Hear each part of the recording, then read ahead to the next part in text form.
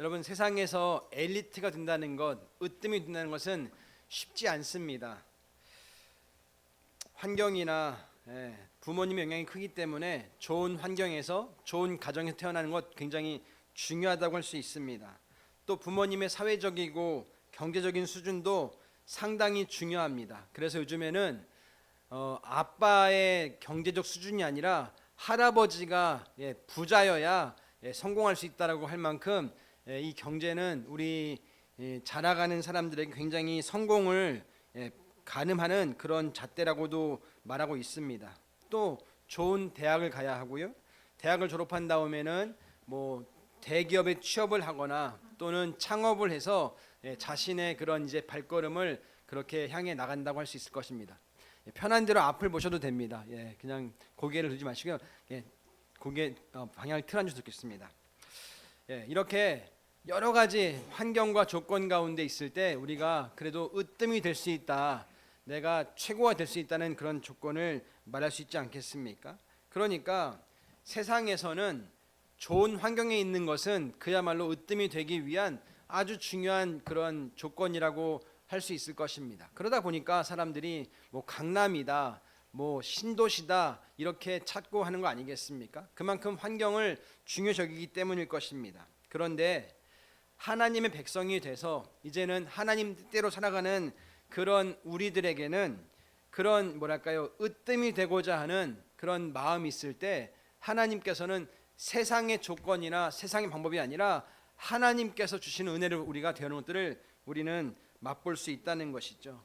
그래서 집안의 배경이 조금 좋지 않거나 또는 뭐 지식이나 내가 가진 어떤 재화나 이런 것들이 부족하다 할지라도 하나님, 내 삶을 하나님께 내어드리겠습니다, 써주십시오, 그렇게 결단할 때 하나님께서는 우리를 으뜸으로 세우시는 것들을 우리가 종종 보기도 하고 경험을 하게 된다는 것이죠.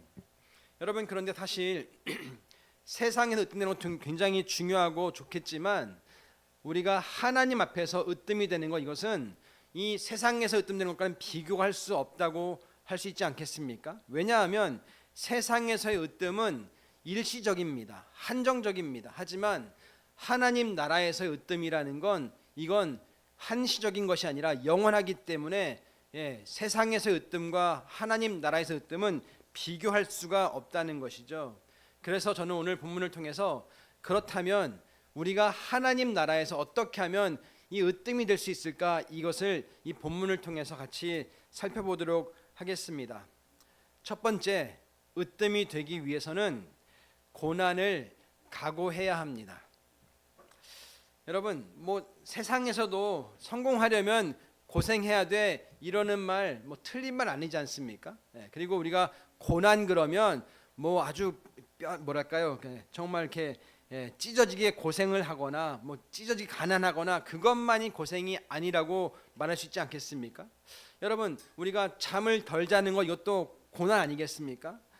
공부하는 학생들이 놀고 싶은 거 덜 놀고 공부에 집중하는 것 또한 고난 아니겠습니까? 그렇지만 세상에서도 성공하기 위해서는 남들처럼 잘 거 다 자고 놀 거 다 놀고 공부하지 않고 내가 잠도 줄여가면서 노는 시간도 줄여가면서 내가 하기 싫은 곱셈도 해가면서 할 때 그나마 성공할 수 있는 것처럼 우리 크리스천들도 하나님의 자녀들도 고난을 감수하는 것, 이것은 무엇보다 중요하다고 할 수 있을 것입니다. 지난주에 어떤 분에게 대기업 이제 그 이야기를 들었습니다. 여러분, 대기업에서 연봉이 가장 낮은 그 부서가 어딘지 혹시 아세요? 총무부서나 이런 관리부서가 연봉이 가장 낮다고 합니다. 반면에 연봉이 가장 높은 부서는 뭐 재무부나 뭐 기획조정실, 전략기획실 같은 그런 부서들이 연봉이 높다는 이야기를 들었습니다. 여러분, 그렇다면 왜 기획조정실, 전략기획실 이런 데는 연봉이 높을까요? 그만큼 고난이 많기 때문이라는 것이죠. 그만큼 위험의 부담이 많기 때문에, 크기 때문에 그렇게 그들은 그런 수고를 하고 그만한 대우와 뭐랄까요, 연봉으로 인정을 받는 거 아니겠습니까? 매일매일 같이 전쟁 같은 그런 이 시간들을 거쳐서 전략을 만들어야 기업이 사는 거 아니겠습니까? 그러니까 세상 사람들에게도 고난이라고 하는 것은 어쩌면 성공과 바꿀 수 있는 아주 중요한 대가 지불이라고 할 수 있을 것입니다. 그런데 하나님 나라에서도 좀 비슷하지 않고 좀 다르겠지만 여전히 이 고난이 있어야 하는 것을 오늘 본문은 우리에게 말씀하고 있다는 것이죠. 본문에 보면 예수님의 두 제자와 함께 그 제자의 어머니가 예수님께 나와서 이제 질문을 하잖아요. 뭐라고 그럽니까? 예수님, 예수님의 그 자리 왼편과 오른편에 내 아이들이 있기를 원합니다. 이렇게 질문합니다. 우리 마태복음 20장 20절 21절 말씀 같이 볼까요? 같이 읽습니다. 그때 세베대 아들들의 어머니가 아들들과 함께 예수께 다가와서 절하며 무엇인가를 청하였다. 예수께서 그 여자에게 물으셨다. 무엇을 원하십니까? 여자가 대답하였다. 나의 이 두 아들을 선생님의 나라에서 하나는 선생님의 오른쪽에 하나는 선생님의 왼쪽에 앉게 해주십시오. 이 세베대 아들은 사도 요한과 야고보를 말합니다. 그리고 이 세베대 아내, 그러니까 두 아들의 야고보와 요한의 어머니는 우리가 살로메라고 그렇게 많은 분들이 추측을 합니다. 이 살로메는 또 예수님의 어머니 마리아의 동생으로도 알려져 있습니다. 그러니까 지금 예수님을 찾아온 사람은 먼 사람이 아니라 예수님과 가까운 친척뻘 되는, 어쩌면 예수님의 이모뻘 되는 그런 사람 아니겠습니까? 이모가 조카에게 내 아들들, 그러니까 당신의 이 사촌들을 당신의 오른편에 당신의 왼편에 서게 달라는 말, 이건 충분히 있을 법한 이야기 아니겠습니까? 그러니까 지금 이모가 그 예수님에게 청을 하고 있는 것이죠. 그런데 예수님께서 그 다음 대답 보면 이모인 살로메에게 말하는 것이 아니라 두 제자 야고보와 요한에게 대답하는 것을 우리가 볼 수 있는데요. 우리 마태복음 20장 22절 23절 말씀을 같이 볼까요? 같이 읽습니다. 예수께서 대답하셨다. 너희는 너희가 구하는 것이 무엇인지도 모르고 있다. 내가 마시려는 잔을 너희가 마실 수 있겠느냐? 그들이 대답하였다. 마실 수 있습니다. 예수께서 그들에게 말씀하셨다. 정말로 너희는 나의 잔을 마실 것이다.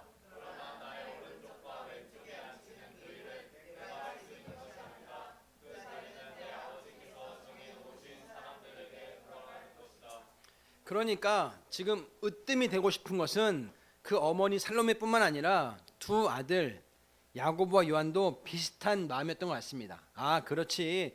다른 사람 몰라도 예수님의 이 사촌인, 예수님의 이 친척인 나는 자격이 있지, 그런 마음 있지 않겠습니까? 그러니까 지금 요한도 야고보도 같은 심정으로 엄마와 같이 와서 예수님께 그 청을 하고 있는 것입니다. 뭐 보면, 그런데 이것이 두 사람만의 그런 이 관심 사항이 아니라 다른 제자들도 비슷한 것을 우리가 볼 수 있습니다. 그러면서 다 누구나 똑같은 것을 우리가 볼 수 있는데요. 나중에 25절에 보면 그 말을 듣는 다른 제자들이 어떻다고 말합니까? 분개했다라고 말합니다. 그러니까 왜 너희들만 왼쪽 오른쪽인데 나도 똑같이 왼쪽 오른쪽 하고 싶어, 그렇게 말한 거 아니겠습니까?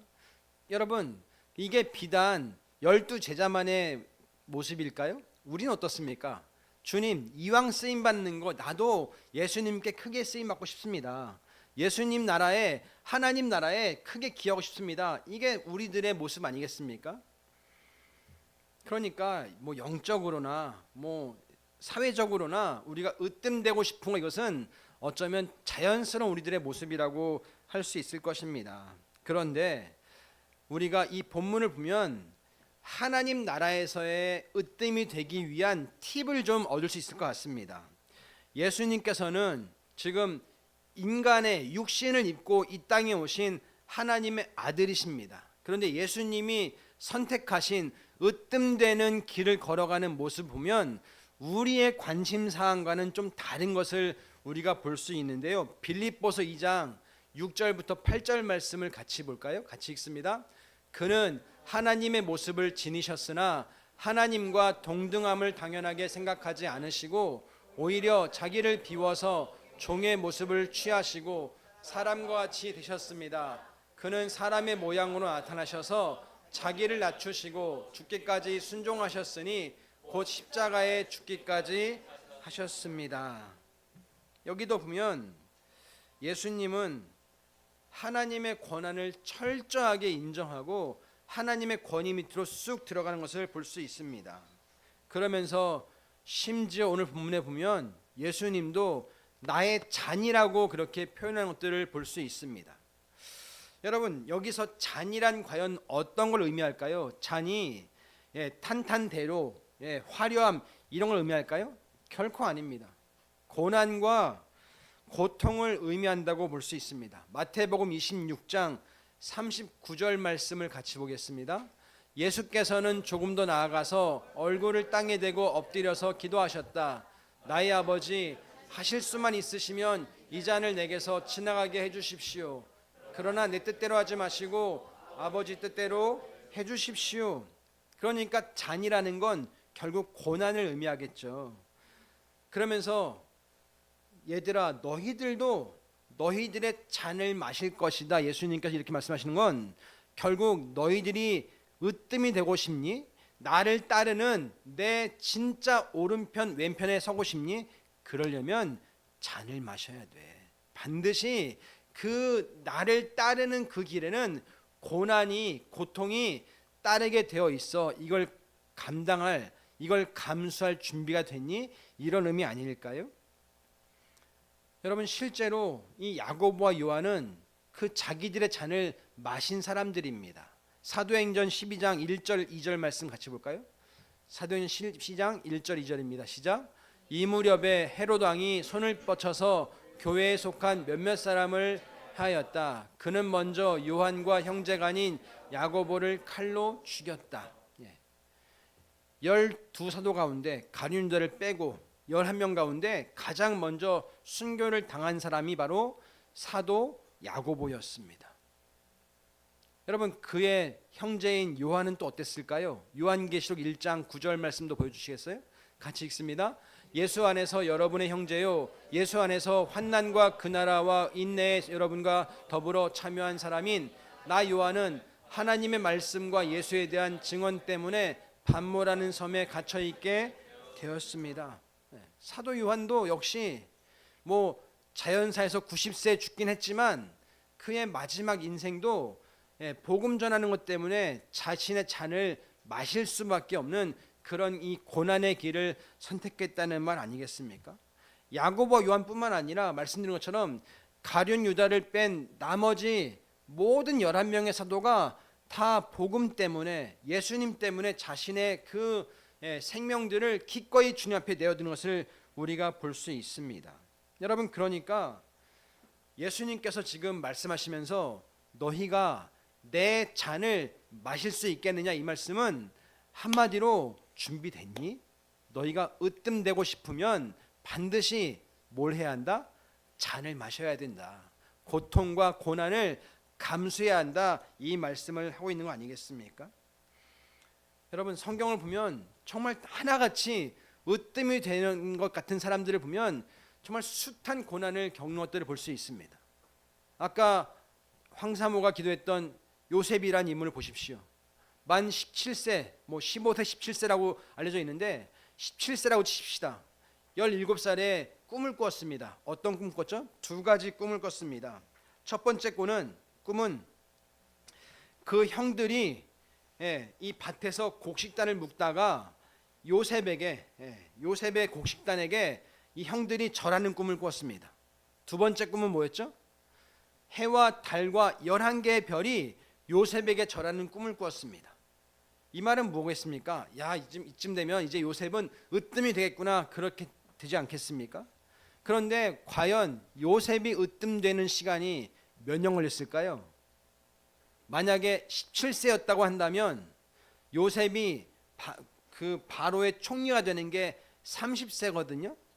그 꿈을 꾸고 13년이라는 고통의 시간을 거쳐서 요셉은 총리가 된 거 아니겠습니까? 여러분, 그렇습니다. 으뜸이 되기 위한 그 고난의 잔을 요셉은 거쳐서 결국에는 그 하나님의 복을 누렸던 것을 우리가 볼 수 있습니다. 여러분, 그렇다면 그 13년이 요셉에게는 고난이었을까요? 고난이지만 결코 고난이 아닌 것을 우리가 알 수 있지 않습니까? 다윗도 마찬가지입니다. 다윗도 그가 10대 중반에, 많은 사람들은 15세에서 17세라고 말합니다.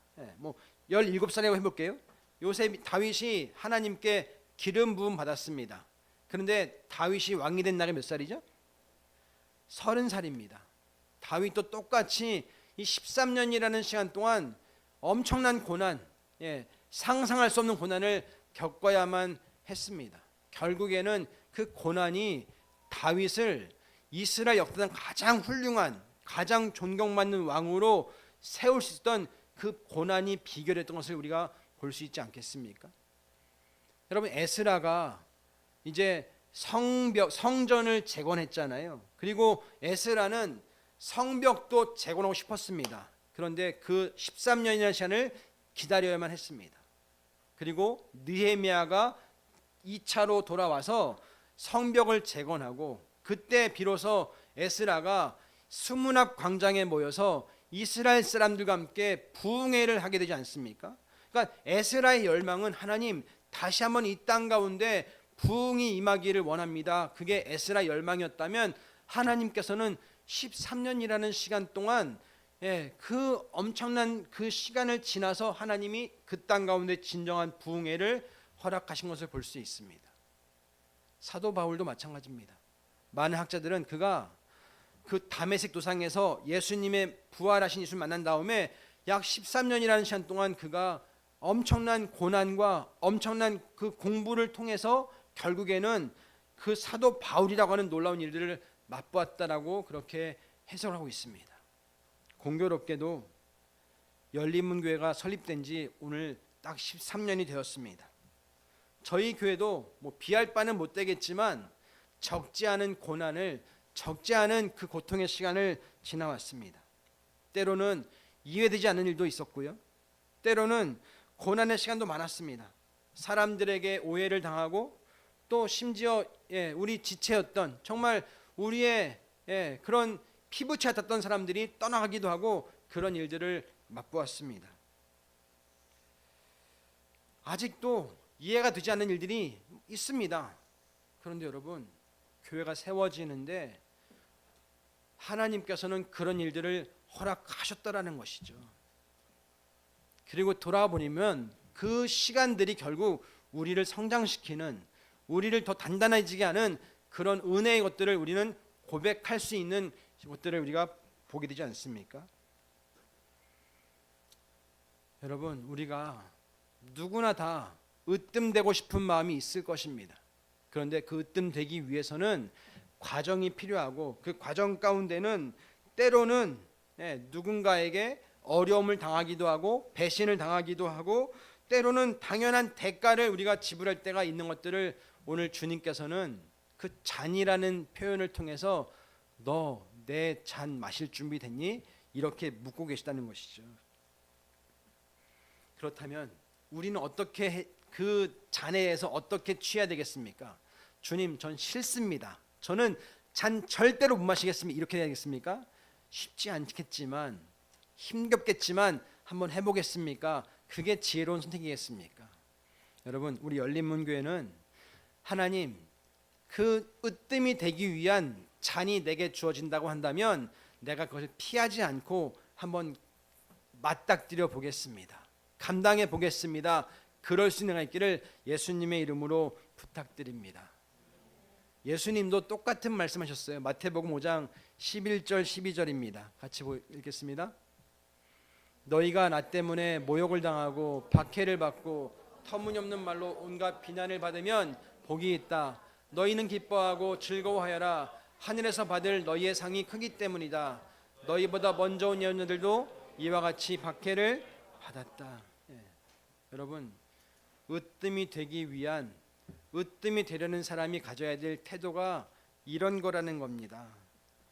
저는 우리 열린문교회 모든 여러분들이, 성도님들이 이런 거룩한 욕심을 좀 가지셨으면 좋겠습니다. 주님, 제가 피하지 않겠습니다. 주님이 제게 허락하신 잔이라면 제가 한번 감당해 보겠습니다. 그리고 제 그 고난의 터널 끝에 있는 하나님의 영광을 반드시 한번 맛보겠습니다. 그렇게 감수하고 환영하고 이것들을 기대할 수 있는 가 있기를 예수님의 이름으로 부탁드립니다. 두 번째, 으뜸이 되기 위해서는 섬긴다는 것입니다. 우리 24절부터 27절까지 말씀 볼까요? 마태복음 20장 24절부터 27절입니다. 같이 읽습니다. 열 제자가 이 말을 듣고 그 두 형제에게 분개하였다. 예수께서는 그들을 곁에 불러놓고 말씀하셨다. 너희가 아는 대로 이방 민족들이 통치자들을 백성을 마구 누르고 고관들은 백성에게 세도를 부린다. 그러나 너희끼리는 그렇게 해서는 안 된다. 너희 가운데서 위대하고자 한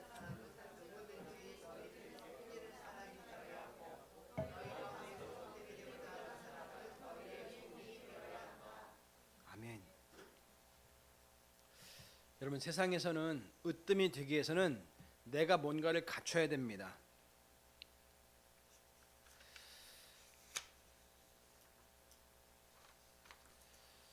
지식도 있어야 되고 능력도 있어야 되고 또 체력도 뒷받침돼야 되지 않겠습니까?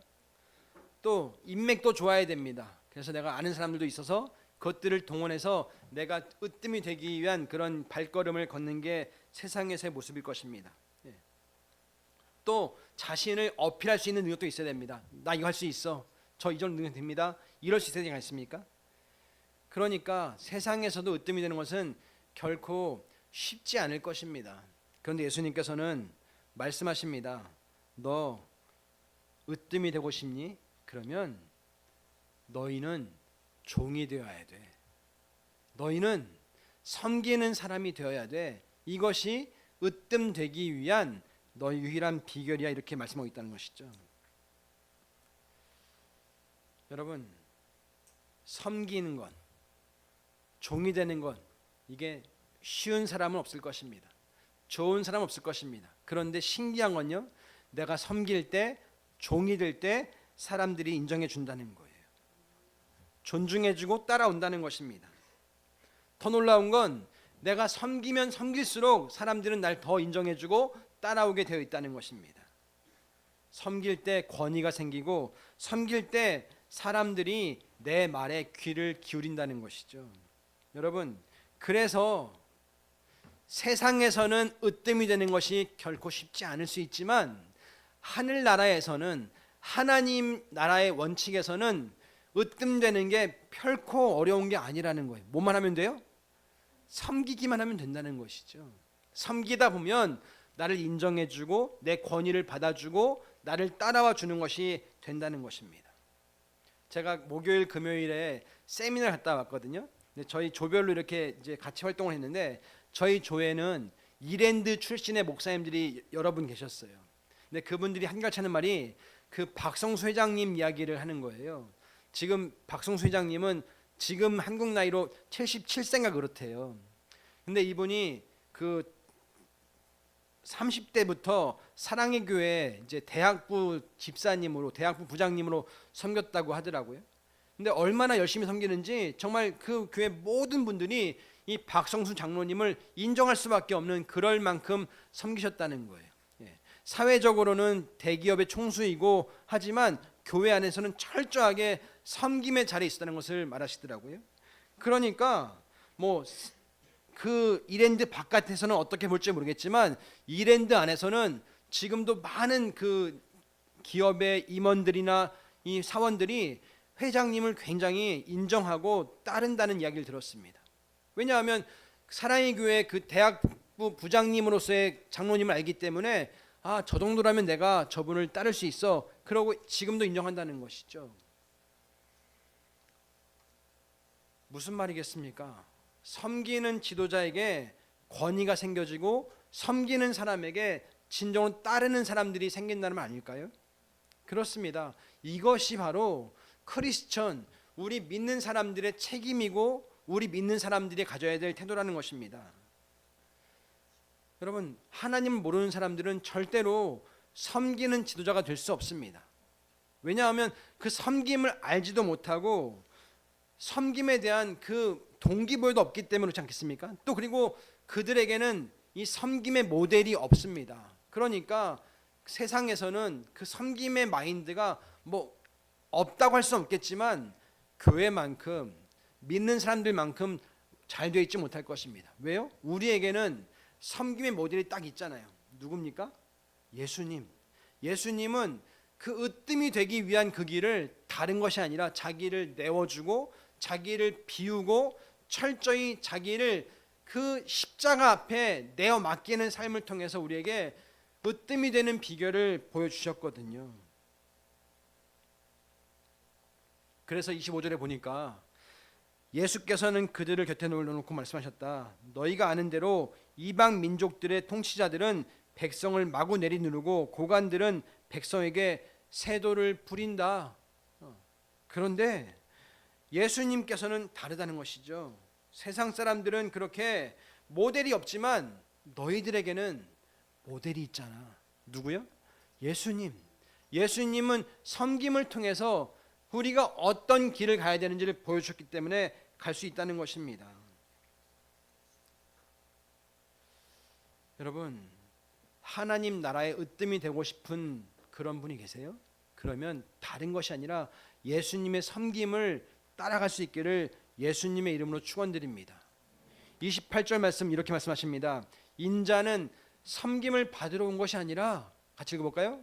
인자는 섬김을 받으러 온 것이 아니라 섬기러 왔으며 많은 사람을 위하여 자기 목숨을 몸값으로 치러주려고 왔다. 예수님은 실제로 그 자신의 몸을 내어주시려고 오신 것이 예수님이 이 땅에 오신 유일한 목적이라는 거예요. 그리고 그것을 사탄의 그렇게 수많은 방해 공작에도 불구하고 예수님은 묵묵히 그 길을 걸어가셔서 마침내 십자가를 통해서 세상을 정복하신 것이 바로 그 십자가 사건 아니겠습니까? 여러분, 우리들은 하나님 나라에서 이 섬기는 법을 잘 배워서 하나님 나라의 으뜸이 되고 싶습니다. 그렇게 결단하지 않겠습니까? 여러분, 이건 교만이 아닙니다. 나도 으뜸이 될 수 있습니다. 이건 교만이 아니라요. 주님, 제가 주님처럼 그 길을 가보겠습니다.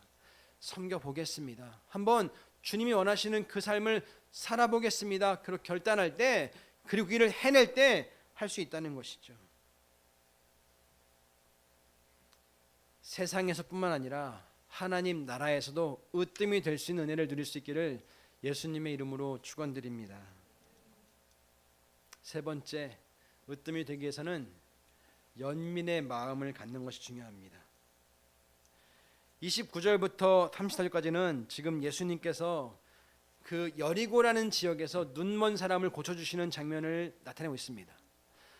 예수님께서는 지금 갈릴리에서 활동하시다가, 이 갈릴리는 여러분 이스라엘을 아시는 분 아시겠지만 저 북쪽입니다. 요단강이 있거든요. 요단강 이 줄기에 가장 상류가 갈릴리 지역입니다. 그리고 요단강을 따라서 제일 밑에 사해라는 지역이 있고요. 중분 중간쯤에 이제 예루살렘과 연결된 여리고라는 지역이 있습니다. 지금 예수님께서 갈릴리에 계시다가 예루살렘을 가기 위해서 여리고라는 중간 지역까지 오셔가지고 지금 예루살렘을 가시는 게 예수님의 지금 발걸음의 목적지였습니다. 그러니까 지금 29절부터의 말씀은 여리고를 지날 때라고 나와 있거든요. 그러니까 예수님의 목적지는 지금 어디라고요? 예루살렘이에요. 십자가를 지기 위해 예루살렘을 가시는 거예요. 근데 그때 여리고에서 두 명의 이 맹인이 예수님을 부르는 거예요. 다윗의 자손이여 나를 불쌍히 여주세요. 이렇게 부르짖습니다. 여러분, 예수님은 지금 목적지가 예루살렘이기 때문에 그들 신경 안 써도 되지 않겠습니까? 아, 미안해, 내가 지금 바빠, 나 지금 그냥 저 예루살렘 가야 돼, 이럴 수 있지 않겠습니까? 근데 예수님은 그러지 않으시는 걸 볼 수 있습니다. 우리 한번 32절 말씀부터 34절 말씀 볼까요? 마태복음 20장 32절부터 성경을 안 나오는 것 같아요. 한번 같이 보겠습니다. 성경을 보겠습니다. 시작. 예수께서 걸음을 멈추시고 그들을 불러서 말씀하셨다. 너희 소원이 무엇이냐? 그들이 예수께 말하였다. 주님, 눈을 뜨는 것입니다. 예수께서 가엾게 여기시고 그들의 눈에 손을 대시니 그들은 곧 다시 보게 되었다. 아멘. 여기 보니까 32절에 걸음을 멈추시고 34절에 가엾게 여기셨다라고 나오고 있습니다. 여러분, 세상에서 으뜸이 되려는 사람들에게는 항상 뭐가 가장 큰 관심일까요? 효용, 그 어떤 목적, 이게 그들에게 가장 큰 관심 아니겠습니까? 그러니까 결과와 효용이 그들에겐 가장 큰 관심이라면 예수님은 좀 다른 걸 볼 수 있습니다. 여러분, 예수님에게 지금 가장 큰 관심은 뭐여야 되죠? 십자가여야 되는 거 아니겠습니까? 예루살렘 아니겠습니까?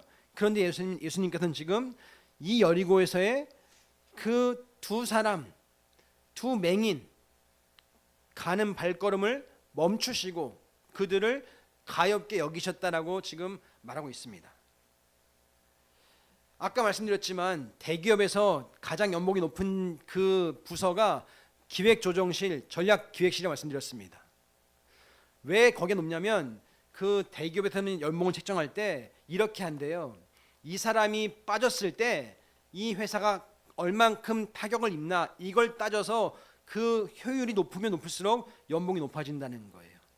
그냥 총무부서나 관리부서의 사람들은 그 사람이 없어도 누구든지 할 수 있기 때문에 연봉이 별로 높지 않다는 거예요. 그런데 전략기획실, 기획조정실 이런 데는 그 한 사람이 빠지면 회사가 흔들리기 때문에 그들에게 연봉을 많이 주고라도 그들을 고용한다는 것이죠.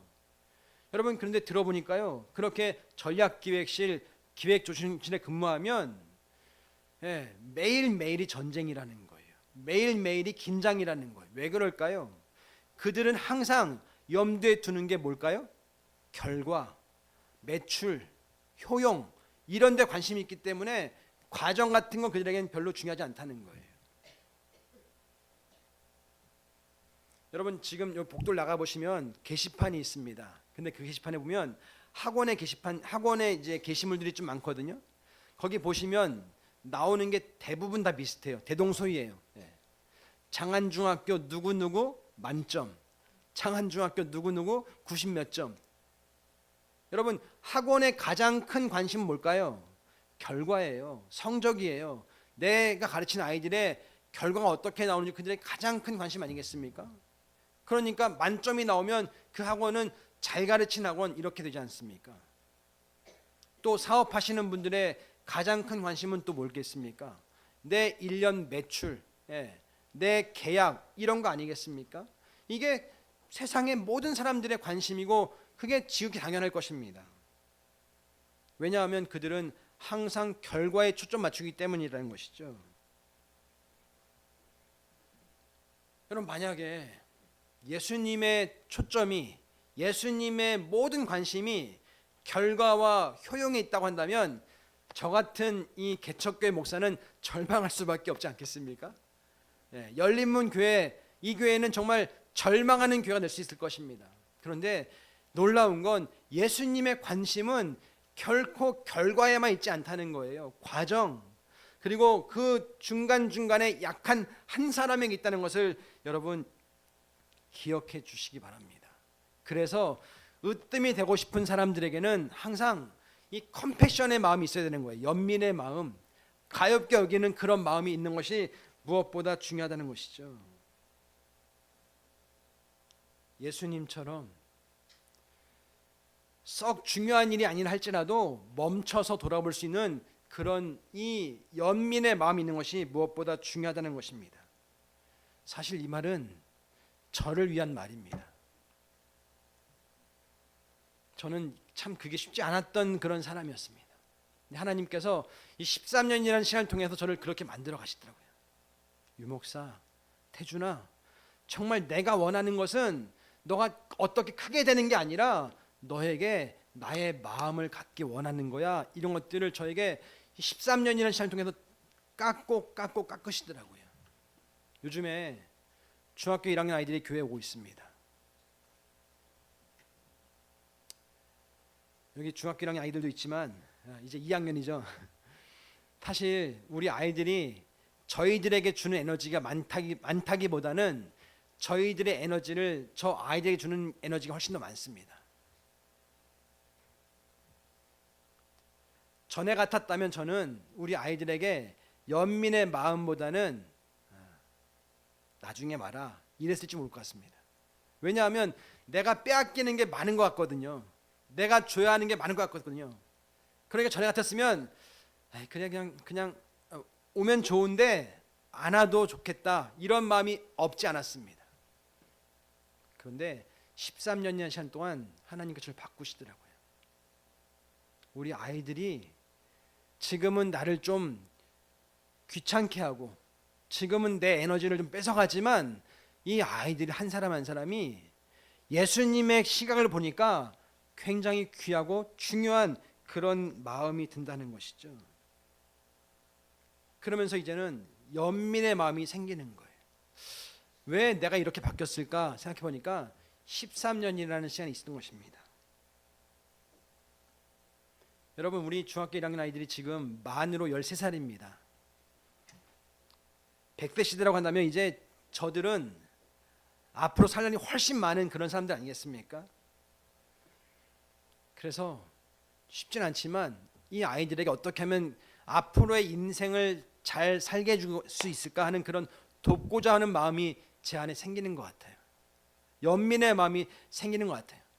지금 정말 중요한 시기인데 우리 아이들이 적당히 보내는 것보다는 그래도 좀 이 중학교 1학년, 2학년 생활을 더 성실하게 하고 더 보람되면 좋겠다는 그런 마음이 있기 때문에 저 아이들을 도와주고 싶은 마음이 생기는 것입니다. 그리고 저 아이들에게 다른 것이 아니라 예수님을 통해서 예수님을 만나서 생기는 그 비전을 가지면 좋겠다라는 것들을 갖게 되는 것입니다. 더 놀라운 건요, 제가 우리 아이들에게 물어봅니다. 너 교회 몇 번 가봤니? 근데 참 신기한 건 요즘에 아이들은 교회를 한 번도 안 가본 애들이 되게 많습니다. 왜 그런지 아세요? 엄마 아빠들이 교회를 안 나가거든요. 그러니까 교회를 가볼 기회가 별로 없는 거예요, 아이들에게. 그 말은 여러분, 이제 우리 다음 세대가 정말 교회를 떠나고 있는 시대라고 해도 과언이 아닙니다. 그러니 우리가 정말 저들을 만약에 환영하지 않으면, 우리 중학교 1학년 아이들을 우리가 잘 섬겨주지 않으면 이제 열린문교회뿐만 아니라 한국교회 다음 세대가 진짜로 위기일 수밖에 없는 거 아니겠습니까? 그러니까 우리가 정말 어떻게 해서든 우리 아이들을 잘 섬겨줘야 되고 잘 도와줘야 되고, 아니 오히려 저들에게 고마워해야 되고, 어서 와, 반가워, 고마워, 교회를 와줘서 고마워 이러지 않겠습니까? 왜냐하면 한국 교회의 미래가 저들에게 달렸기 때문에 그렇습니다. 여러분, 우리가 예수님처럼 연민의 마음을 가져야 됩니다. 그게 처음 시작입니다. 그러면 우리 아이들에 대한 기대가 생기고 우리 아이들의 마음이 바뀌어지고, 그러면 점점 더 우리가 주님의 모습을, 주님의 마음을 알게 되는 거 아니겠습니까? 여러분, 바라기는 우리는 결과에 포커스를 두지 말고 효용에 포커스를 두지 말고 예수님처럼 그 연민의 마음, 섬김의 마음, 가요하는 마음을 갖는 것이 중요하다는 것이죠. 오늘은 열린문교가 13주 되는 날입니다. 생각해 보니까요, 여기까지 올 수 있는 것은 정말 하나님의 은혜가 아니라고는 하나님 은혜라고밖에는 말할 수 없는 것입니다. 정말 많은 일들이 있었습니다. 저희가 처음 개척할 때 저희 큰아이가 중학교 3학년이었어요. 근데 자기가 중3인데 아빠 왜 개척하세요? 그러더라고요. 아빠 나 이제 공부해야 되는데 왜 개척교회를 해야 돼요? 그러더라고요. 나 친구들도 있는데 왜 내가 제 친구들과 헤어져야 돼요? 그러더라고요. 또 성장하면서 중간중간 마음 아픈 일도 있었습니다. 13년이 딱 지나갔어요. 정말 감사한 건 그렇게 정말 그 아빠 엄마의 개척하는 걸 좀 달가워하지 않았던 그 아이가 작년에 결혼을 했습니다. 하나님의 은혜로 이제는 멋지게 성장을 해서 결혼을 했습니다. 그리고 지금은 저희들에게 아주 중요한, 아주 귀한 동역자가 되었습니다. 교회는 뭐 어떻습니까? 수많은 일들, 수많은 어려움들, 고난들 있었습니다. 저희가 개척하고 3년 동안요, 저희 집이 이사를 세 번이나 했습니다. 정말 말 그대로 다이내믹했습니다. 그래서 3년을 지나면서 이제 열린문교회는 금방 성장하겠구나, 그런 마음이 저희한테 있었습니다. 이제는 좀만 하면 교회가 되겠구나 하는 생각이 있었습니다. 그런데 그때 하나님께서 우리 교회를 정말 이렇게 동굴로, 터널로 쑥 집어넣은 것들을 저희가 지나왔습니다. 여러분, 그런데 그 역경이, 그 고난이 아까 말씀드렸지만 저를 만들었어요. 저희 교회를 이렇게 건강하게 그걸 만들었습니다. 하나님께서는 그 13년이라는 시간을 통해서 하나님의 디자인, 하나님의 계획을 이뤄 가시는 것들을 우리가 보게 되었습니다.